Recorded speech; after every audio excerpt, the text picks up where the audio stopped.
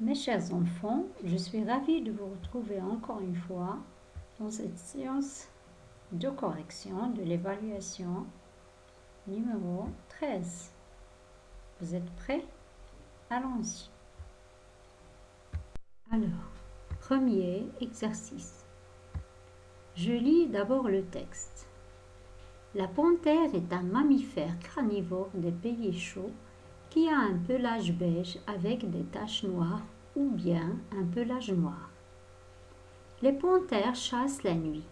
Quand elles crient, on dit qu'elles feulent, miaulent ou rugissent. Le mâle a le même nom que la femelle. Bien, premier exercice, ou bien première consigne, je donne le contraire de chaque mot souligné dans le texte.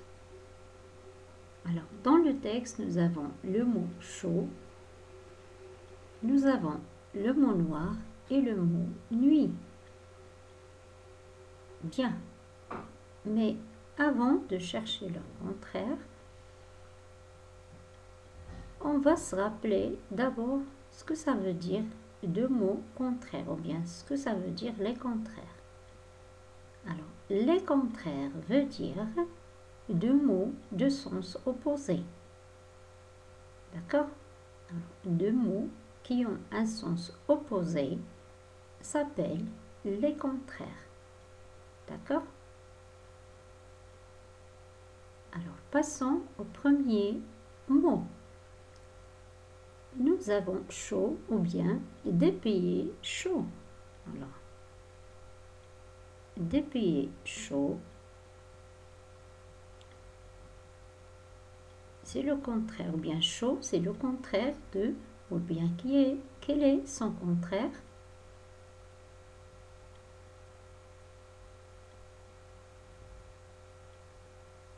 Oui.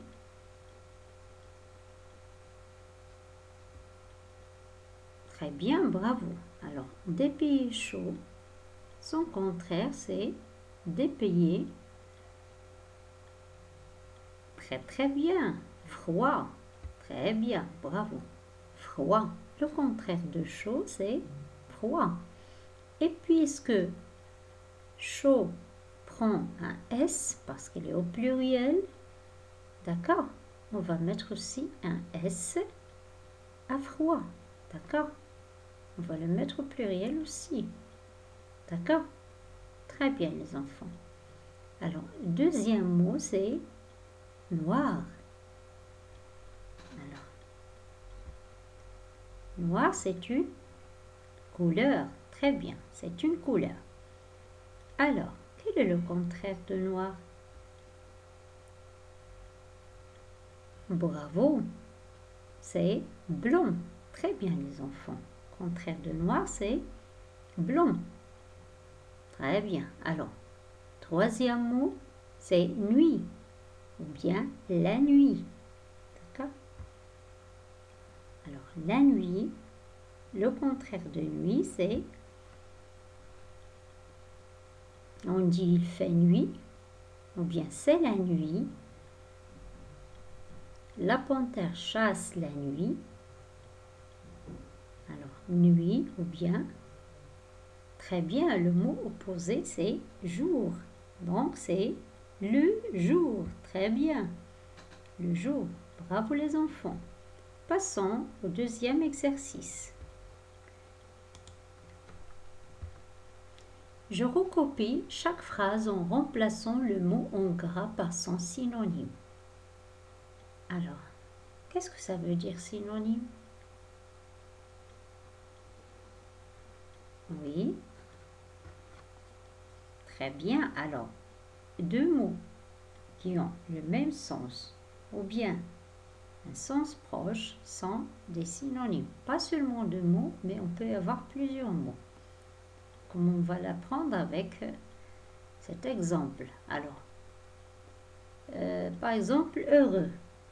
Alors, le synonyme de heureux, c'est joyeux, très bien, ou bien content, ou bien gai. Voilà, très bien. Donc là, on a quatre mots qui ont le même sens. D'accord? Ils sont tous les quatre des synonymes. D'accord? Bravo les enfants. Alors, ce garçon est très malin. Alors, le synonyme de malin, c'est très bien, rusé. Bravo. Ce garçon est très rusé. Rusé nous rappelle quoi? Très bien, l'expression de comparaison. Rusé comme un renard. Bravo. Alors, ce garçon est très rusé ou bien très intelligent. Très bien, les enfants. Bravo. Mon chocolat a un goût étrange. Alors, le synonyme de étrange, c'est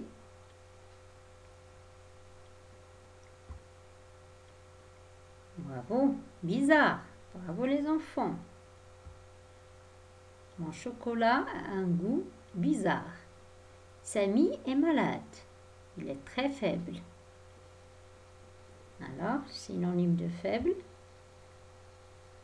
Samy est malade. Il est très fragile. Bravo. Très bien. Le synonyme de faible, c'est fragile. J'ai fait une grosse bêtise. J'ai cassé le vase préféré de maman. Alors, le synonyme de bêtise, c'est très bien. Bravo. Sottise. Alors, j'ai fait une grosse sottise. J'ai cassé le vase préféré de maman. Bravo les enfants. Très très bien. Troisième exercice. Je complète avec les noms entre parenthèses au pluriel. Ce mois-ci, le fermier a semé le pluriel de une carotte et un radis. Donc, bien sûr, on va écrire le pluriel d'un radis. J'ai entendu une voix, donc le pluriel d'une voix, dans la rue. Les passants se bouchent. Alors, le nez, on va le mettre au pluriel pour ne pas sentir la mauvaise odeur. Bien. Alors, ce mois-ci, le fermier a semé le pluriel de une carotte, c'est très bien, des carottes. Donc, une au pluriel devient des. Et carotte, excellent. On va prendre le S du pluriel. Très, très bien. Bravo les enfants. Donc, des carottes. Et un radis. Alors, le pluriel de un radis. Oui. Excellent. Très, très bien. Des radis. Alors, qu'est-ce qui a changé ici? Ou bien, qu'est-ce qui va changer? Très bien. Seul le déterminant change. Le nom radis ne change pas. Pourquoi?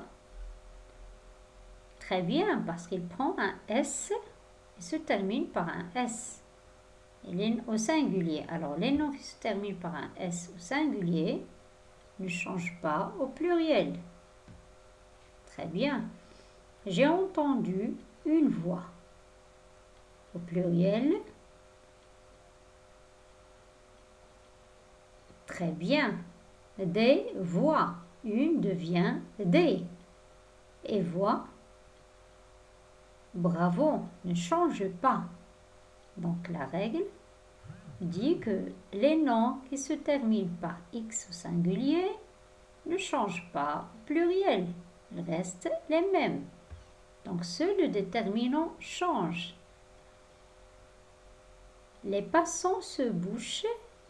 Alors, le nez, le pluriel de le nez. Bravo. Donc, les nez. Le devient les et nez. Très très bien. Nez ne change pas. Donc, tous les noms qui prennent un Z ou bien terminés par un Z au singulier ne changent pas au pluriel. Bravo. Donc, les nez. Pour ne pas sentir la mauvaise odeur. Donc, qu'est-ce qu'on déduit? Très bien. Donc, les noms en général prennent un S au pluriel, alors en général les noms singuliers prennent un S au pluriel. Oui.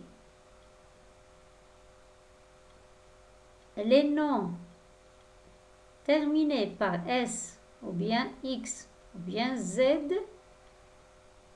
ne changent pas au pluriel. Très très bien. Qu'est-ce qui indique qu'ils sont au pluriel ou bien au singulier?